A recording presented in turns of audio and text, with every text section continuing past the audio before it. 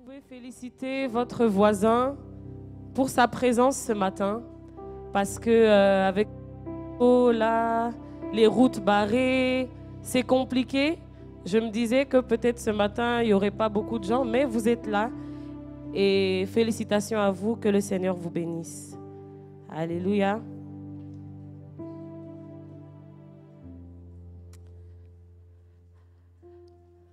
Est-ce que quelqu'un d'entre nous a déjà perdu quelque chose d'important? Est-ce que quelqu'un d'entre nous a déjà perdu quelque chose? Un portefeuille ou whatever? Graciette me dit oui, plusieurs personnes. Et comment on se sent quand on a perdu cette chose? C'est la fin du monde. Ah, vraiment. Et quand on retrouve cette chose, quel soulagement. Alors, quand on déménageait, parce qu'on a déménagé, j'avais besoin d'un document important pour la commune, pour m'inscrire à la commune. J'avais tellement besoin de ce document-là et il fallait que je l'apporte, je pense, le jeudi. On était mardi, il fallait que je l'apporte le jeudi. Et je cherche partout, je ne sais pas où il est. Il était dans un des cartons là, mais on avait tellement de cartons. Je me demande, mais il est où? Il est où? Il est où? Je suis partie, j'ai cherché, j'ai ouvert les cartons, j'étais découragée. Je me suis dit, hey, on ne va pas m'inscrire. Je vais être sans domicile fixe. J'ai cherché, jusqu'à j'ai trouvé un carton où c'était écrit Abigaël, chose importante. J'ai ouvert, j'ai cherché, j'ai trouvé le document. Façon dont j'ai dansé là, toute seule. J'ai loué Dieu, j'ai dit merci. Dans la voiture, quand je roulais, j'étais tellement heureuse, je rigolais toute seule, je souriais toute seule. Je disais merci Seigneur, merci, merci, merci. Parce que je cherchais ce document qui avait une grande valeur pour moi. J'en avais besoin pour m'inscrire et j'ai pu m'inscrire à l'heure, à temps. Donc, quand on a perdu quelque chose d'important et qu'on le retrouve, il y a une grande satisfaction. Amen. Alors, notre texte du jour est dans Luc, chapitre 15.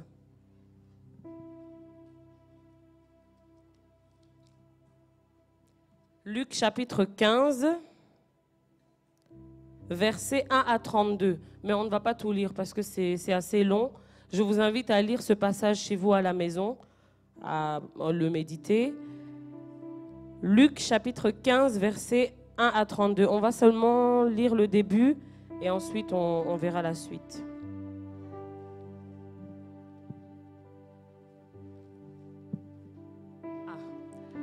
Donc je vais lire du verset 1 à 2.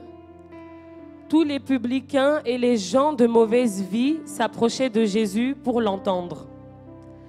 Et les pharisiens et les scribes murmuraient, disant, « Cet homme accueille des gens de mauvaise vie et mange avec eux. » On va lire ça pour le moment et après on verra la suite. Merci, vous pouvez vous asseoir. Donc, comme nous l'avons lu, ce passage commence avec les pharisiens et les scribes.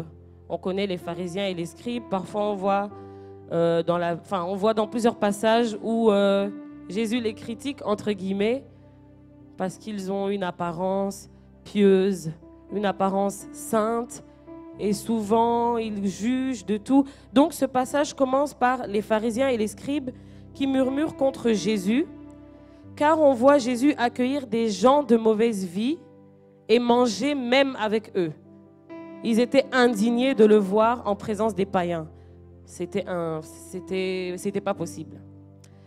Et Jésus va leur répondre avec 3 paraboles qui ont tous le même but, le même message. Donc la première des paraboles, on ne va pas la lire, je vais simplement l'expliquer.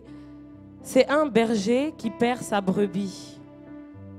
Et donc, quand il avait 100 brebis et il en a perdu une seule.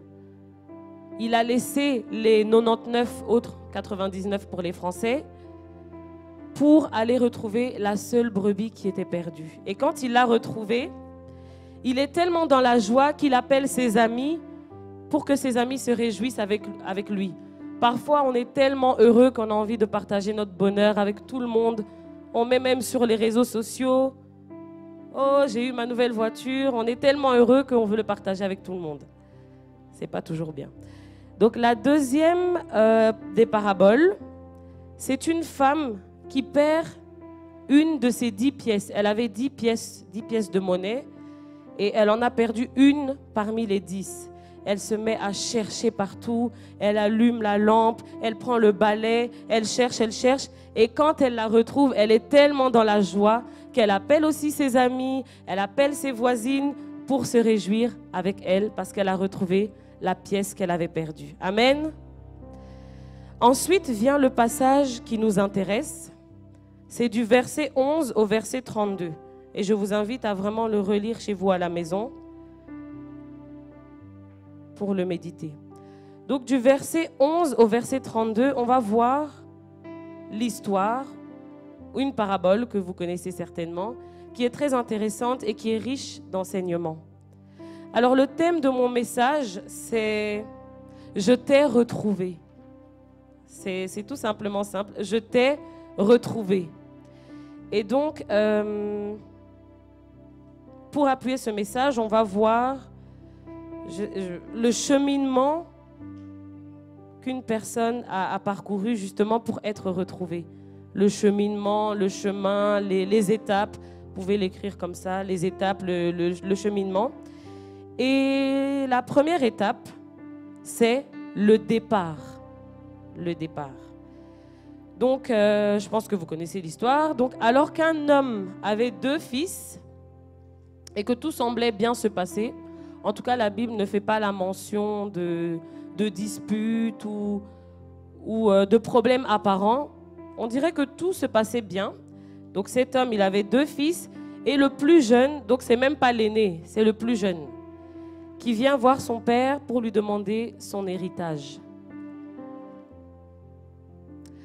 Donc son père qui vit encore, son père est vivant, il n'est même pas encore mort, et son fils n'attend même pas que son papa décède, mais il vient, « Oh papa, donne-moi mon héritage ». Donc là, en lisant le passage, je me suis demandé, mais qu'est-ce que le père a éprouvé à ce moment-là? Ça a dû lui faire très mal. Tu es vivant et on vient te demander ta part d'héritage. Donc c'est vraiment, donne-moi mon héritage. C'est quand même un manque de respect, je trouve. Et je me souviens d'une dame qui m'a dit qu'une fois, son enfant lui a manqué de respect. Et ça lui a fait tellement mal. Elle m'a dit qu'à ce moment-là, elle a ressenti les douleurs des contractions. Les contractions qu'elle a eues quand elle était enceinte. Son enfant qui lui manque de respect, elle a ressenti les douleurs de contraction. Elle s'est dit, mais mon enfant, toi, tu ne sais pas qui je suis. Je suis ta maman quand même. Donc j'imagine ce que le père a dû ressentir quand son fils est venu pour lui demander sa part d'héritage. Il a dû être blessé au fond de lui. La Bible ne le mentionne pas, mais je suppose qu'il a été blessé. Et j'ai déjà vu des émissions où les familles se déchirent justement à cause de ce problème d'héritage. Les frères et sœurs qui se querellent, qui se font des coups bas pour avoir l'héritage de leurs parents. Il y a même des enfants qui attendent avec impatience que leurs parents meurent, juste pour pouvoir toucher l'héritage. Je me souviens quand on habitait en Belgique, on avait un voisin qui était âgé. Il avait plus de 90 ans. Et il expliquait que ses enfants ne venaient jamais le voir, ne venaient jamais lui rendre visite. Il était malheureux et n'attendait que l'héritage.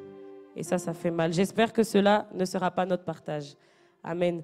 Donc, le plus jeune, il vient chez son père et il prend sa part d'héritage. En plus de ça, il s'en va dans un pays éloigné. Il ne va même pas dans un pays à côté, un pays voisin. Il va dans un pays éloigné, la Bible dit.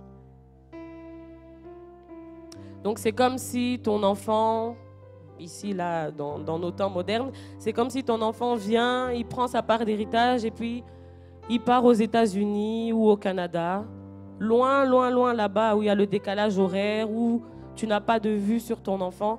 Donc c'est ce que ce jeune homme a fait. il a pris sa part d'héritage et il est parti loin, loin, loin, loin dans un pays lointain. Aujourd'hui, au moins, on a facile, on a accès à l'avion, on peut aller rendre visite, bon, quand ce n'est pas les périodes de Covid, mais on a facilité d'accès. Mais là, à l'époque, il n'y avait pas tout ce que nous avons. Donc, quand il est parti loin, il est parti loin. Peut-être qu'il s'est dit que s'il va loin, son père ne sera plus derrière son dos. Il pourra faire ce qu'il veut, sans rendre compte à personne. Ah, toujours papa derrière moi, mon frère qui est là. Il pourra faire ce qu'il veut. Donc, il a décidé de prendre son héritage et de partir loin de son père, loin de sa famille, loin de son frère. Et donc, quand il est arrivé dans ce pays lointain-là, la Bible dit qu'il a dépensé tout ce qu'il avait en vivant dans la débauche. Il a tout dépensé. Je ne sais pas de combien était cet héritage, mais à mon avis, ça devait être beaucoup. Et il a tout dépensé. J'ai suivi récemment l'interview d'une jeune dame qui avait gagné une émission à l'époque. Et elle avait gagné presque 1 million d'euros, pas loin d'1 million d'euros. Et elle explique dans son interview que quand elle a gagné cette somme d'argent, tout à coup, elle avait beaucoup d'amis autour d'elle. Elle avait beaucoup d'amis autour d'elle. Et c'était les sorties à gogo. Sorties au restaurant, sorties au cinéma, sorties dans des soirées. C'était des sorties, la belle vie. Et elle explique qu'à chaque fois qu'il sortait, c'est elle qui payait le taxi, qui payait les boissons, qui payait ceci, cela. Et petit à petit, 500 €, plus 100 €, plus 300 €, plus 600 €, l'argent commence à terminer sans qu'on s'en rende compte. Et donc, sans qu'elle se rende compte, son argent finissait petit à petit jusqu'à ce que son argent finisse totalement. Malheureusement, elle n'a pas géré correctement cet argent. Elle aurait pu investir dans l'immobilier, elle aurait pu, je ne sais pas, faire fructifier cet argent, mais malheureusement, elle a gaspillé cet argent. Bref, aujourd'hui, elle n'a plus rien. Et elle réalise aujourd'hui que beaucoup de ses amis étaient là autour d'elle simplement parce qu'elle avait de l'argent. Aujourd'hui, quand elle a tout perdu, ses amis lui ont tourné le dos. Elle se retrouve toute seule et elle réalise beaucoup de choses. Donc, nous revenons à l'histoire. Ce jeune homme-là, j'imagine que ça devait être la même chose. La Bible dit qu'il a dépensé tout son argent en vivant dans la débauche. Donc, il a dû inviter des filles. Je ne sais pas si à l'époque il y avait des cinémas, mais bon, il a dû inviter des filles, faire la belle vie, faire tout ce qu'il voulait avec. Et il a gaspillé son argent. Il a gaspillé, il a gaspillé, il a gaspillé. Il a fait ses sorties. Et je pense que chaque histoire de la Bible est un enseignement pour nous. Donc, on a vu que le premier point de ce cheminement que le jeune homme de cette parabole a parcouru, c'était le départ. Le départ, il a quitté chez son père, il a quitté la maison de son père et il est parti pour faire la belle vie. Le départ. Et le deuxième point que j'ai noté, c'est la détresse. La Bible dit qu'après avoir tout dépensé, il survint une grande famine dans le pays où il était. Il y a eu tellement une grande famine qu'il s'est retrouvé dans le besoin. Lui qui était riche, lui qui avait tout cet argent, il s'est retrouvé sans rien. Il s'est retrouvé dans le besoin. Déjà, s'il était resté dans le pays de son père, il n'allait même pas vivre ça. Donc parfois, il y a des choses qui nous arrivent, à cause de nos mauvais choix. Des conséquences qui nous arrivent à cause de nos choix. Si on avait simplement écouté la voix de Dieu, il y a des choses qu'on n'allait pas vivre. Il y a des endroits où on ne devait pas être. Et parce qu'on est à ces endroits-là, on vit des choses compliquées alors que ça aurait pu être évité. Donc ce jeune homme, s'il était resté dans le pays de son père, il n'allait pas connaître cette famine et ce désarroi. Peut-être qu'il est parti dans un pays convoité, un pays où on se disait « Oh, là-bas, c'est la belle vie, il n'y a pas de problème ». Comme on peut voir sur les réseaux sociaux, il y a une destination où tout le monde va en ce moment. Je ne vais pas la citer, mais je pense que vous connaissez. Tout le monde va à cette destination. Parfois, je me dis « Ah, moi aussi, j'ai envie d'aller ». Donc, peut-être qu'il est parti dans un pays où tout le monde rêve d'aller, un pays convoité, où il y avait l'or, il y avait l'argent, il y avait la belle vie, il y avait tout. Et puis la famine frappe ce pays. Et parfois, on convoite des choses du dehors, alors que ce n'est que de l'illusion.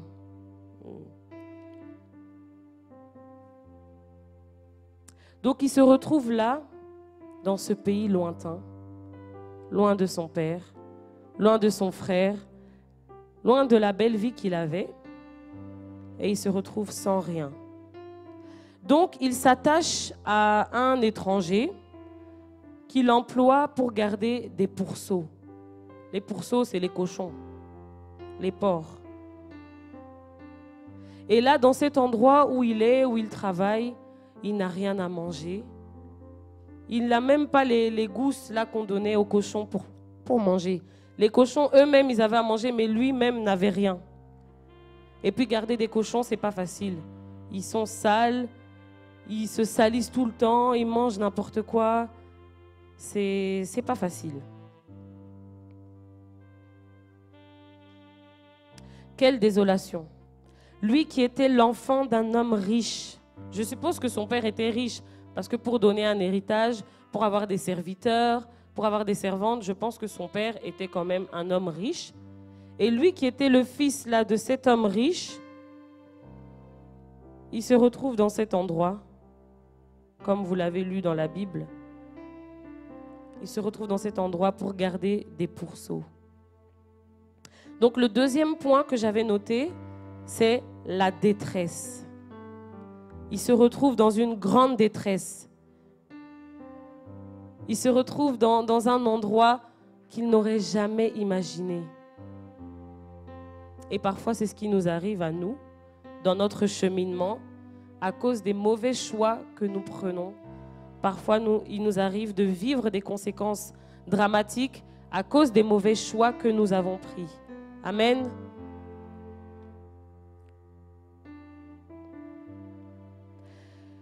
Alors, le troisième point que j'ai noté, c'est les regrets et résolutions.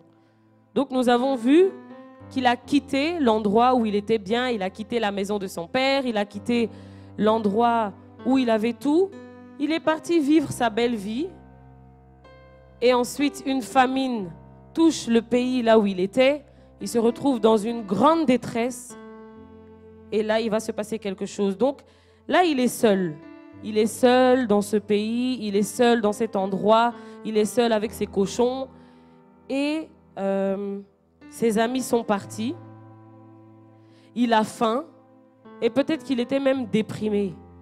Parce que quand tu perds tout d'un coup comme ça, c'est pas facile. C'est un coup dur. Peut-être qu'il était déprimé, peut-être qu'il pleurait, peut-être... Je sais pas ce qu'il vivait.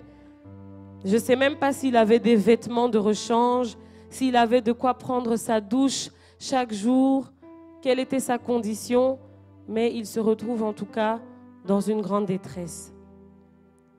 Et à ce moment-là, à cet endroit, il rentre en lui-même. La Bible dit qu'il rentre en lui-même. Il fait une introspection. Il est honnête avec lui-même. Et parfois, dans la vie, nous devons être honnêtes avec nous-mêmes. Parce que parfois, on se voile la face, on ne veut pas voir la vérité en face. Mais quand on est honnête avec nous-mêmes, quand on est face au miroir de notre vie, on se rend compte de beaucoup de choses. Et donc, c'est ce qui s'est passé avec ce jeune homme. Il a été honnête avec lui-même. Il s'est assis, il a commencé à comparer sa position actuelle et la position qu'il avait chez son père. Il s'est dit, non, mais ce n'est pas possible. Donc moi, je suis là assis avec des cochons, je n'ai même rien à manger, alors que les serviteurs de mon père sont dans cette maison là-bas, ils ont du pain, ils ont de l'eau, ils ont de quoi se vêtir, ils ont tout ce dont ils ont besoin. Et lui, le fils légitime, se retrouve dans cet endroit. Lui qui est normalement au-dessus des serviteurs. J'ai déjà vu une petite émission où il y avait, c'était en Afrique. Et là-bas en Afrique, on a des servantes, on a des serviteurs, on a des bonnes. Et il y avait une petite là qui dit à la bonne, « Quitte là, je vais passer. » Et la bonne là qui quitte. Parce que c'est la fille de la patronne. La petite là a même l'autorité sur les serviteurs. On la respecte parce que c'est la fille de la patronne. Et là, il se rend compte que ces serviteurs-là, qui étaient au service de son père, mais aussi à son service, sont dans une meilleure condition que lui, qui est le fils légitime. Lui qui est le fils de son papa, il est là à mourir de faim. Il fait donc le constat et réalise que non, là ça va pas. Je suis malheureux. Je suis malheureux à cause de mes choix là, à cause de mes bêtises. Je suis malheureux. Et parfois, quand on fait le constat, quand on rentre en nous-mêmes, on réalise que non, ça ne va pas. Ça ne va pas. Le chemin que j'ai pris, la voie que j'ai prise, les choix que j'ai faits me rendent malheureux. Amen. Donc c'est à ce moment-là qu'il réalise la grâce qu'il avait d'être dans la maison de son père. Et souvent c'est quand on perd quelque chose ou quelqu'un qu'on réalise la valeur de cette chose. Quand on perd un être cher, quand on perd quelqu'un qu'on négligeait peut-être même, c'est là qu'on réalise, ah, elle avait de la valeur, il avait de la valeur. J'étais bien avec cette personne. Et c'est là qu'il a réalisé la valeur que c'était d'être dans la maison de son père. Donc comme j'ai dit, parfois on réalise et parfois c'est trop tard quand on réalise la valeur de la personne qu'on a perdue. Que cela ne soit pas notre partage au nom de Jésus. Amen. Donc, il a fait ce constat et souvent, c'est à cet endroit-là que c'est difficile. Parfois, on fait le constat, on réalise, mais parfois, c'est à ce moment-là que c'est difficile de s'humilier pour revenir à ce qu'on avait laissé parce qu'on a honte. On a honte de ce qu'on a fait. On a honte des choix qu'on a empruntés, du chemin qu'on a emprunté. On a honte.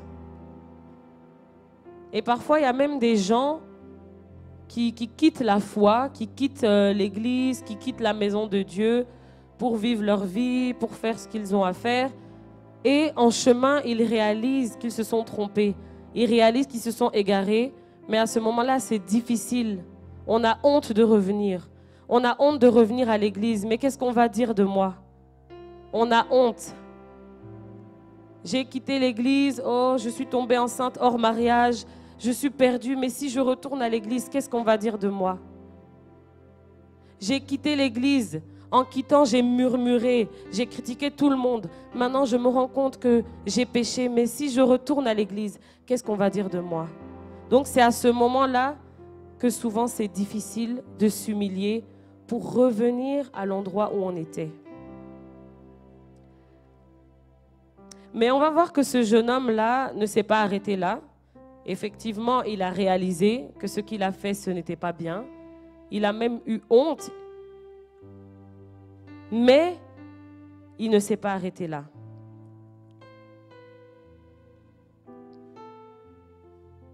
Il ne s'est pas arrêté là.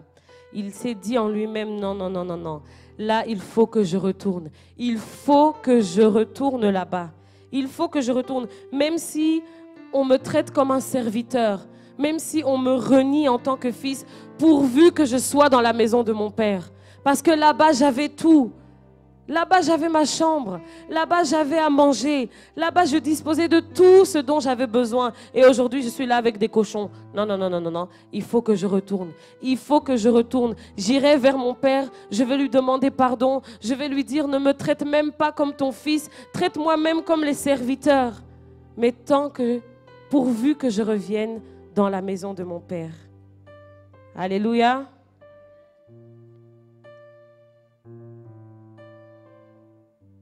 Donc je pense que cette histoire, cette parabole est riche d'enseignements et que nous pouvons l'appliquer dans nos vies.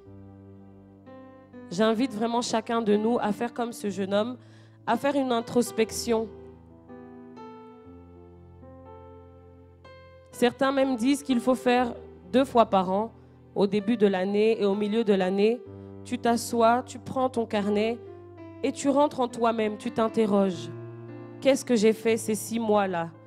Où est-ce que j'en suis? Être honnête avec soi-même. De toute façon, tu es là tout seul, personne ne va te juger. Sois honnête avec toi-même. Où est-ce que j'en suis? Comment j'ai géré le temps que Dieu m'a donné? Comment j'ai géré mes relations? Comment j'ai géré cela? Quel est l'état de mon cœur? Où est-ce que j'en suis? Et souvent, quand on fait ça, on se rend compte que c'est compliqué. C'est compliqué, c'est compliqué. Mais c'est comme ça qu'on peut avancer. C'est en étant honnête avec soi-même qu'on peut avancer. Amen. Donc là, le 3e point d'ailleurs, on va faire une révision. Le 1er point, c'était quoi? Le départ. Le 2e? Et le 3e?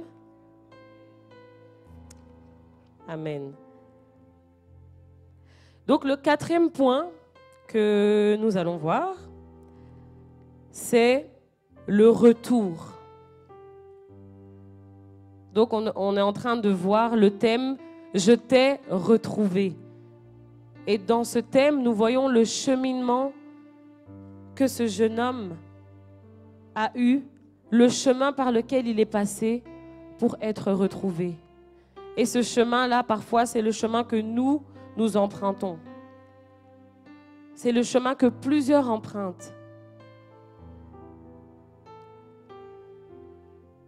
Donc, il est rentré en lui-même. Il s'est dit non, non, non, non, je ne peux pas rester ici. Je ne peux pas rester dans cette situation. Il faut que je retourne absolument chez mon papa. Il faut absolument que je retourne dans la maison de mon père. Parfois, on prend des résolutions, mais pour les accomplir, c'est là que c'est difficile. Combien de fois je n'ai pas dit, cette année-là, je vais faire du sport. Cette année-là, je vais faire du sport. J'ai même fait l'objectif, retrouver autant de kilos. Je ne vais pas vous dire combien je pèse, mais j'ai cet objectif de retrouver ma taille d'avant. J'étais taille mannequin avant. Et je me dis chaque année, cette année-là, je vais maigrir, je vais faire du sport, je vais manger la salade, je vais faire ci, ça. Mais pour mettre en application, maman, c'est compliqué. C'est tellement compliqué. Combien de fois j'ai dit, je ne vais plus aller à la pizzeria, je ne vais plus manger ça. Mais finalement, on retombe dedans. Donc, c'est très difficile. Une fois qu'on a fait l'introspection, non seulement cette étape est compliquée, de rentrer en soi-même, d'être honnête avec soi-même, mais de prendre des résolutions, c'est encore plus difficile. Je ne sais pas si vous aussi, vous avez difficile à prendre des résolutions, mais moi, en tout cas, j'avoue que ce n'est pas toujours facile. Et donc, il a non seulement pris la résolution de retourner, mais la Bible dit qu'il s'est levé. Il a pris une action. Voilà, on peut le lire. Et il se leva et alla vers son père. Il se leva. Il n'est pas resté à la résolution. Il a mis cela en application. Il s'est levé. Et je nous encourage ce matin à nous lever. Je nous encourage à nous mettre en action. C'est pour moi-même cette prédication-là, quand je l'écrivais, je disais, c'est pour moi-même. Il faut se lever. Il se leva et il a quitté l'endroit où il était pour retourner vers son père, pour retourner dans la maison de son père. Et la Bible dit, comme il était encore loin, son père le vit et fut ému de compassion et courut se jeter à son cou et le baisa. Donc non seulement il a pris la résolution, il a mis cela en application, mais nous voyons la suite. Le père fut ému de compassion pour son enfant. Son père n'a même pas attendu que lui vienne vers lui, mais il a couru. C'est comme s'il l'attendait depuis toutes ces années. Je ne sais pas combien d'années il est parti dans son pays lointain, mais c'est comme si chaque jour son père l'attendait. C'est comme si chaque jour son père regardait à la fenêtre pour voir si son fils est revenu. Il a tout laissé, il a couru et il s'est jeté au cou de son enfant et il l'embrassa. Amen. Je prie que cette parole parle au cœur de quelqu'un ce matin.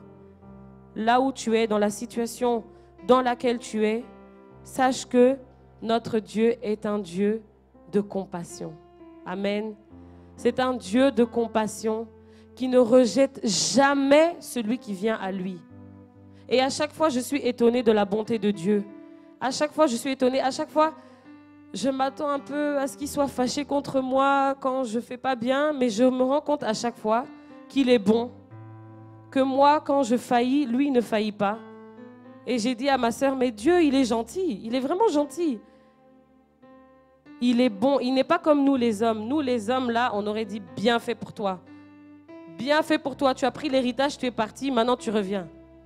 Bien fait pour toi. Nous les hommes, on a ce désir de vengeance.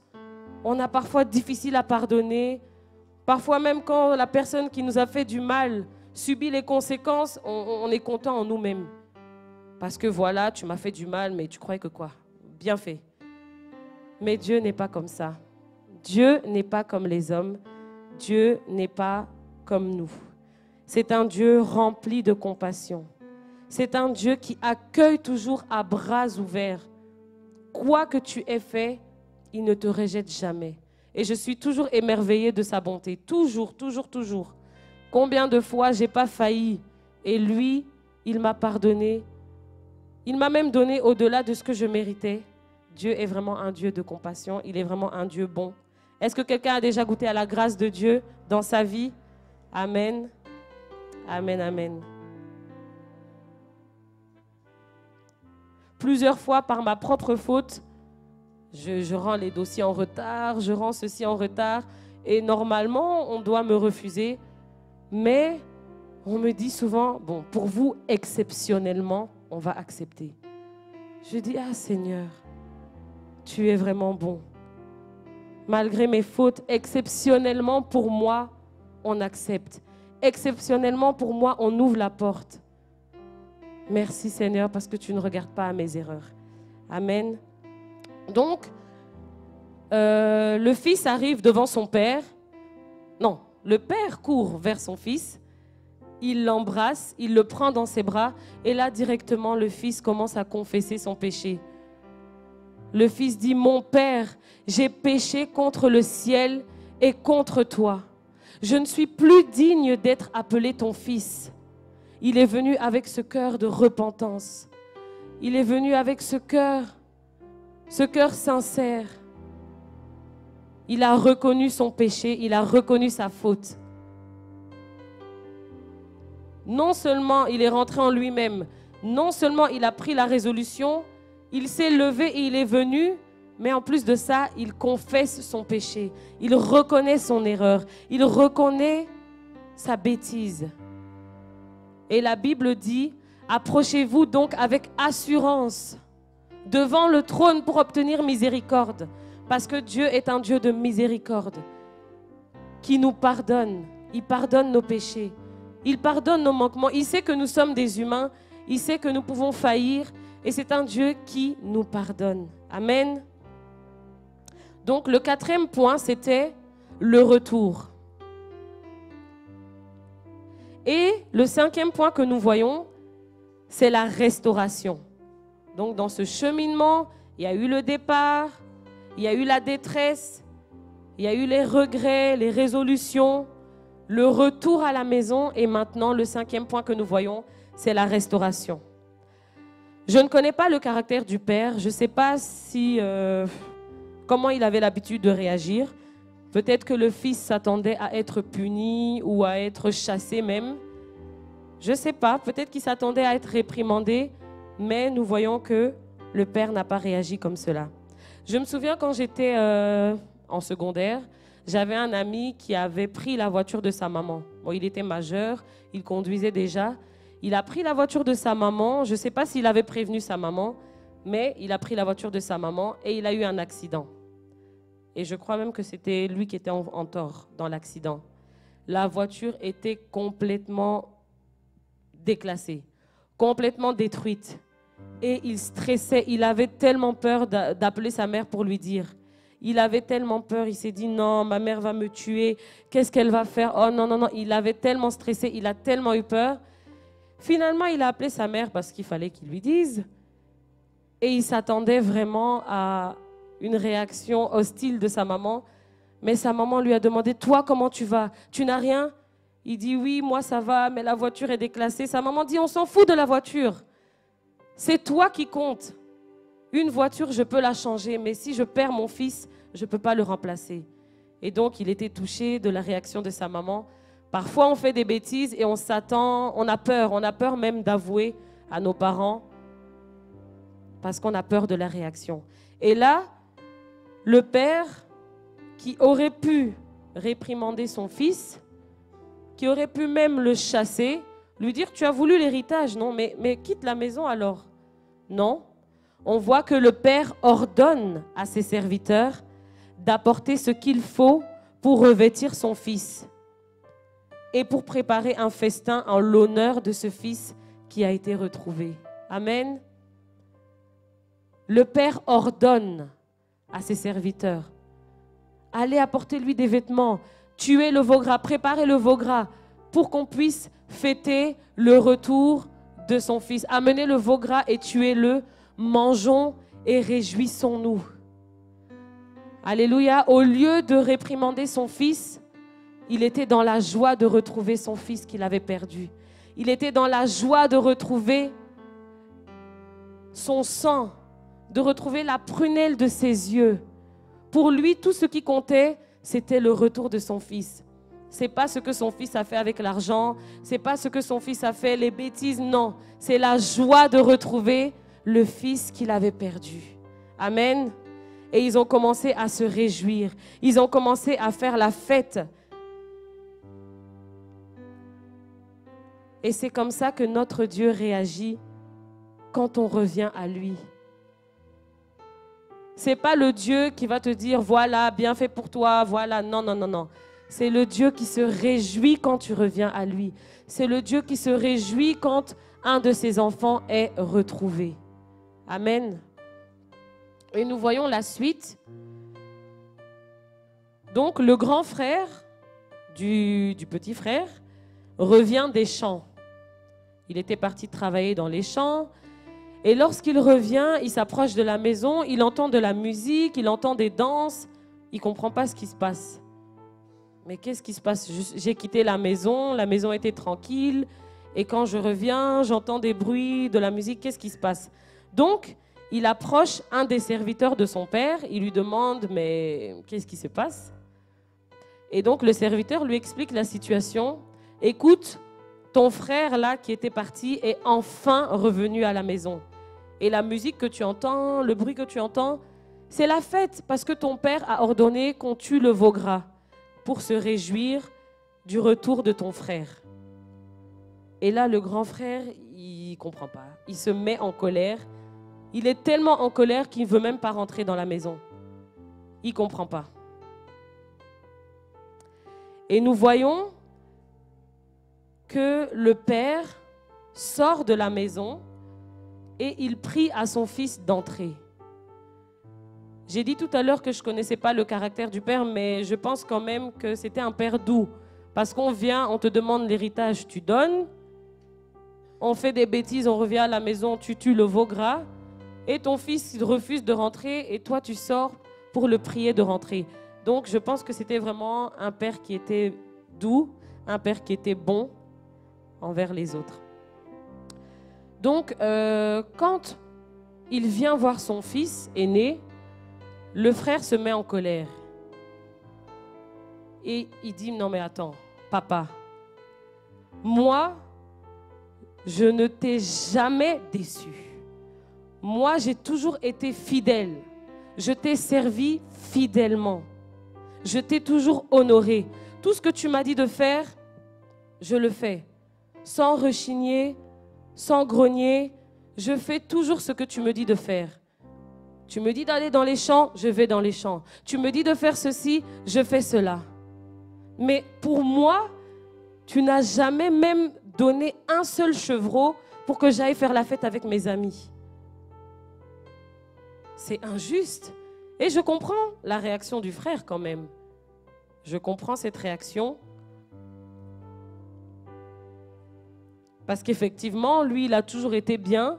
Lui, il a toujours été fidèle. Il a toujours été honnête. Il a toujours respecté son père. Et pour lui, on n'a jamais fait de fête.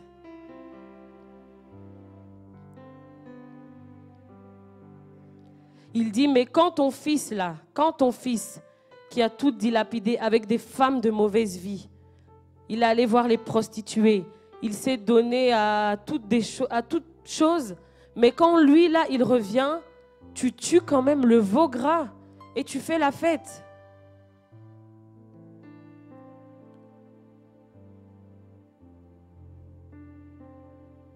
Je comprends quand même le frère. Et je pense que beaucoup d'entre nous auraient réagi de la même façon. Parce que ça semble quand même injuste. Mais le frère n'avait pas compris. Il n'avait pas compris que demeurer dans la présence de son père était déjà sa récompense. Il n'avait pas compris qu'il était dans la maison de son père et qu'il disposait de tous les biens de son père. Tout ce que son père a, c'est pour lui, c'est à lui. Il n'avait pas compris cela. Il n'avait pas compris qu'il avait déjà sa récompense. Mais qu'il fallait bien faire la fête parce que son frère qui était mort est revenu à la vie. Son frère qui était perdu a été retrouvé. Alléluia. Et cette parabole nous montre la miséricorde infinie de Dieu. Nous voyons à quel point notre Dieu est miséricordieux. À quel point notre Dieu n'est pas comme les hommes. Nous voyons à quel point nous pouvons revenir à Dieu à tout moment. Même lorsque nous nous sommes éloignés. Parce qu'il peut arriver dans notre marche chrétienne de nous éloigner de Dieu. Ça peut arriver. Ça n'arrive pas qu'aux autres. Je discutais avec, je ne sais plus avec qui cette semaine, on se disait, mais ceux qui ont quitté la foi, c'est pas qu'ils se sont dit, ah, un jour je vais quitter la foi. Non. Parce qu'il y a des gens qui étaient fervents, qui étaient là pour le Seigneur et tout à coup ils quittent. C'est pas qu'ils se sont dit, un jour je vais quitter. Non. Ça peut arriver à tout le monde de tomber. Ça peut arriver à tout le monde de s'éloigner de Dieu. Ça peut arriver à tout le monde d'avoir, de ne plus avoir envie, d'être lassé, d'être fatigué. Ça peut arriver à tout le monde.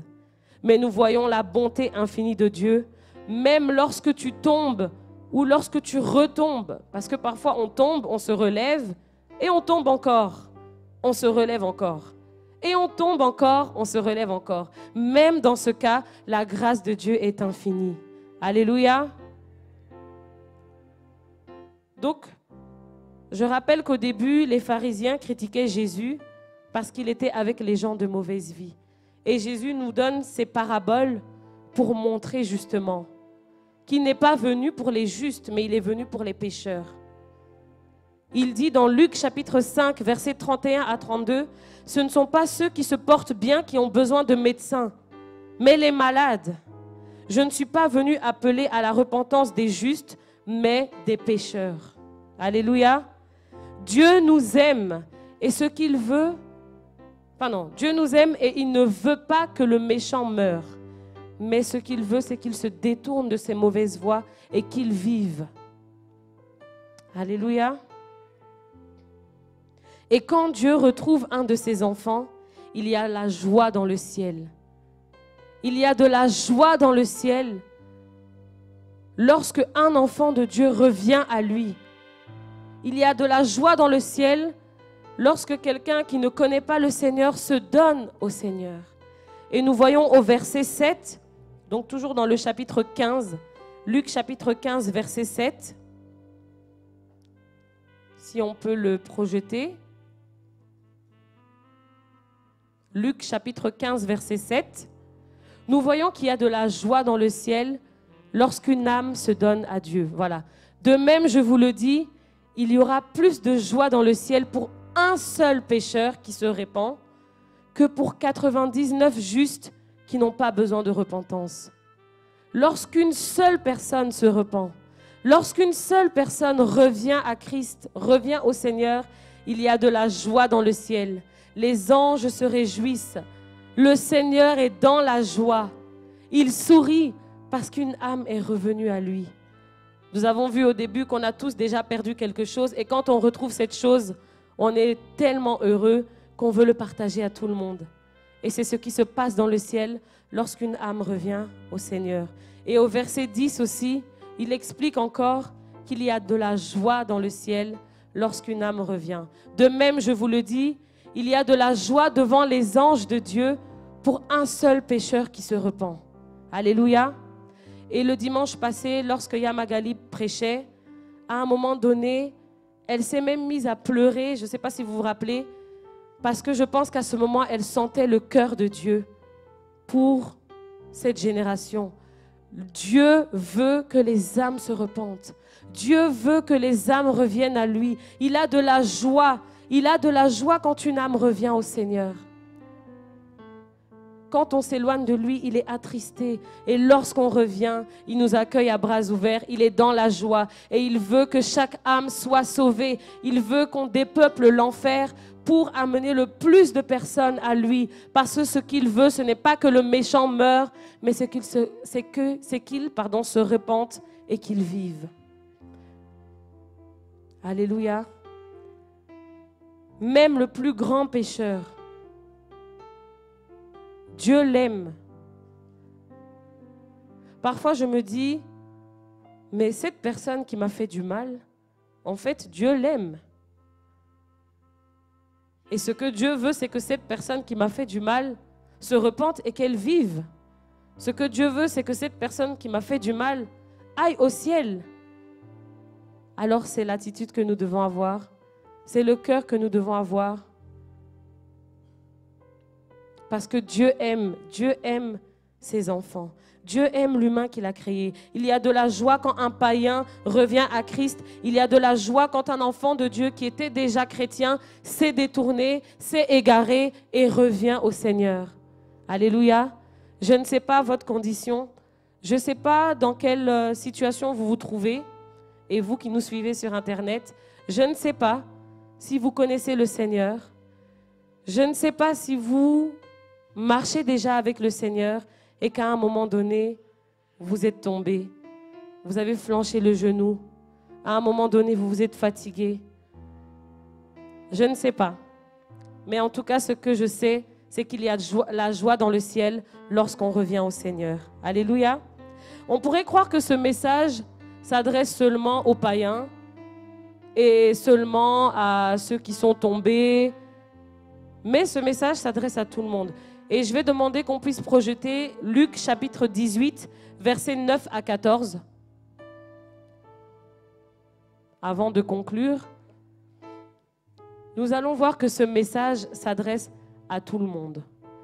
Alors, il dit encore cette parabole en vue de certaines personnes, se persuadant qu'elles étaient justes et ne faisant aucun cas des autres.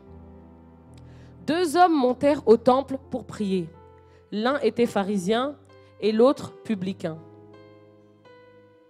Le pharisien debout priait ainsi en lui-même. « Ô Dieu, je te rends grâce de ce que je ne suis pas comme le reste des hommes, qui sont ravisseurs, injustes, adultères ou même comme ce publicain. Je jeûne 2 fois par semaine, je donne la dîme de tous mes revenus. Le publicain, se tenant à distance, n'osait même pas lever les yeux au ciel, mais il se frappait la poitrine en disant « Ô Dieu, sois apaisé envers moi qui suis un pécheur. » Je vous le dis, celui-ci descendit dans sa maison justifié plutôt que l'autre. Car quiconque s'élève sera abaissé et celui qui s'abaisse sera élevé. Alléluia. Donc ce message s'adresse à tout le monde. Si tu es debout, prends garde de ne pas tomber. Et nous voyons l'attitude qu'il faut avoir. Le publicain n'osait même pas lever les yeux vers le ciel. Alléluia. Donc, si vous ne connaissez pas le Seigneur, ce message est pour vous. Vous pouvez venir à tout moment au Seigneur. Il vous accueille à bras ouverts. Si vous connaissez déjà le Seigneur et que vous êtes tombé, le Seigneur vous encourage ce matin en vous disant « Relève-toi, relevez-vous. Je ne mets jamais dehors celui qui vient à moi. Celui qui se repent d'un cœur sincère, le Seigneur l'accueille toujours et le pardonne. » Et si vous êtes dans ce cas que nous avons vu, vous jeûnez 2 fois par semaine, vous êtes vraiment le chrétien exemplaire, nous voyons l'attitude qu'il ne faut pas avoir. Il ne faut pas s'enorgueillir. C'est la grâce de Dieu qui nous maintient. C'est la grâce de Dieu qui fait que nous sommes sauvés. Ce ne sont pas par nos propres efforts. C'est la grâce de Dieu. Alléluia. Alléluia, alléluia. Je vais demander à l'équipe de louange de monter.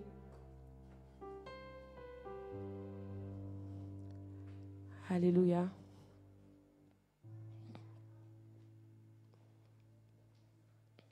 Alléluia.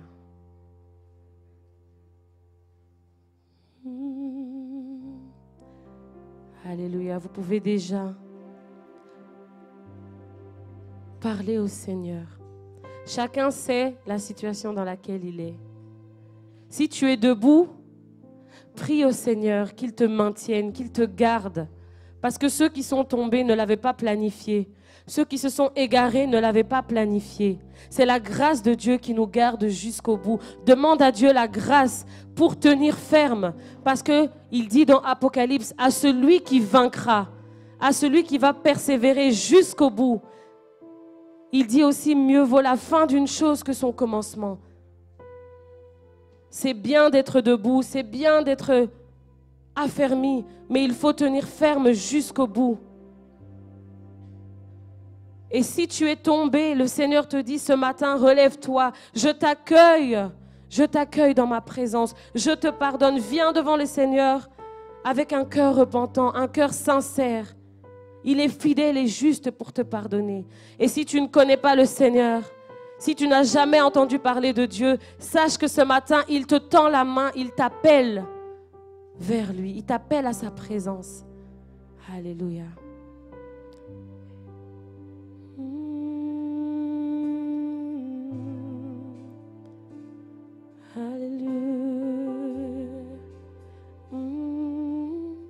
Tu me ramènes de la mort à la vie. Tu me ramènes de la mort à la vie. Tu me ramènes de la mort à la vie. Oh, tu me ramènes de la mort à la vie. Tu me ramènes de la mort à la vie. Tu me ramènes. Alléluia. Tu es celui qui nous ramène de la mort à la vie. Tu me ramènes de la mort à la vie. Tu me ramènes. Alléluia.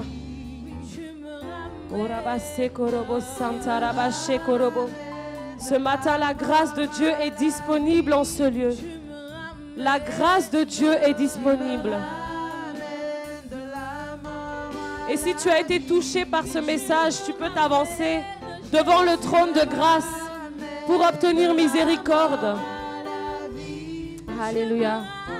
Koraba sentorobo shandaraba. Iraba sekorobo santaraba. Shandorobo sekaraba sentaraba baba. Merci Seigneur pour ta grâce. Merci Seigneur pour ta grâce qui est disponible en ce jour. Merci Seigneur parce que tu nous aimes. Tu nous aimes d'un amour inconditionnel. Tu nous aimes Seigneur au-delà de ce que nous méritons Seigneur. Merci parce que ta grâce est sans limite. Ta grâce est sans limite Seigneur Jésus-Christ. Rebo Santa Raba Sheko Robo Santa Rababa. Seigneur, ce matin nous reconnaissons notre état de pécheur. Seigneur, ce matin, nous reconnaissons que nous avons besoin de ta grâce. Seigneur, nous reconnaissons que nous sommes debout par ta grâce.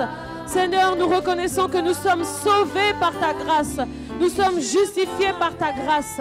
C'est ta grâce, Seigneur, qui fait la différence. C'est ta grâce, Seigneur, qui fait la différence. Kerobo Santa Raba Shekorobo Santa Rababa.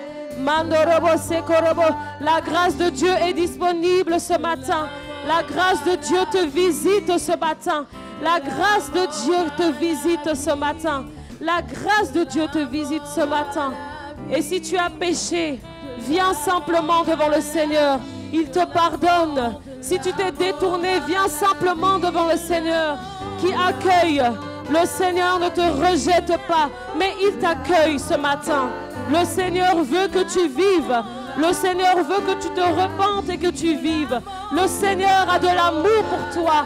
Le Seigneur a le cœur rempli de compassion pour toi ce matin. Alléluia. Endorobo sekaraba shendorobo. Manderebe santa raba ikorobo shandaraba baba. Riba sekorobo sentorobo. Mandorobo shandaraba sekaraba baba. Riaba sekorobo santa raba shekorobo. Alléluia. Reba sekorobo santa rababa. La grâce de Dieu est disponible ce matin. La grâce de Dieu te visite ce matin. La grâce de Dieu te visite ce matin. Alléluia, alléluia. Alléluia. Merci Seigneur pour ta grâce. Merci Seigneur pour ton amour. Merci Seigneur parce que tu nous pardonnes encore ce matin. Merci Seigneur parce que ta grâce est disponible ce matin Seigneur. Merci Seigneur parce que ta grâce nous visite. Merci Seigneur parce que tu relèves celui qui est faible. Tu relèves celui qui est tombé ce matin Seigneur. Tu fortifies Seigneur celui qui a besoin de force. Parce que la marche est encore longue Seigneur. Le chemin est étroit et difficile. Mais Seigneur, c'est par ta grâce que nous y arriverons Seigneur. C'est par ton esprit que nous y arriverons Seigneur. Merci Saint-Esprit pour l'œuvre que tu as accomplie ce matin. Merci Saint-Esprit parce que tu agis ce matin. Merci Saint-Esprit parce que tu relèves ce matin. Merci Saint-Esprit parce que tu fortifies ce matin, Seigneur. Alléluia. Rebo Santa Raba Sheko Robo Santa Rababa. Mando Robo Shando Robo Seka Rababa. Manda Rababa Seko Robo Shanda Raba. Mande Rebe Santa Raba Sheko Robo. Riaba Sento Robo Santa Raba. Alléluia. Merci Seigneur. Merci Seigneur pour ta grâce. Merci Seigneur pour ta grâce. Merci Seigneur pour ta grâce. Merci Seigneur pour ta grâce. Merci Seigneur pour ta grâce. Alléluia. Merci Seigneur pour ta grâce. Merci Seigneur parce que tu nous aimes. Merci Seigneur parce que tu veux Seigneur. Tu veux sauver les âmes. Merci Seigneur pour l'amour que tu as envers la création Seigneur. Tu aimes la création, Seigneur. Tu nous as tellement aimés que tu as accepté de mourir sur la croix pour nous, Seigneur. Avant, Seigneur, que nous ne te connaissions, Seigneur, tu nous avais déjà aimés. Tu nous avais déjà appelés, Seigneur. Merci pour cette grâce illimitée. Merci, Seigneur, pour cette grâce illimitée. Donne-nous, Seigneur, la force de témoigner de Christ. Donne-nous, Seigneur, d'être la lumière du monde afin d'emmener les âmes à Christ. Donne-nous, Seigneur, d'être des témoins. Donne-nous, Seigneur, d'être ces instruments que tu vas utiliser, Seigneur, pour emmener les âmes à toi, Seigneur. Alléluia. Merci, Seigneur. Alléluia. Que le Seigneur vous bénisse.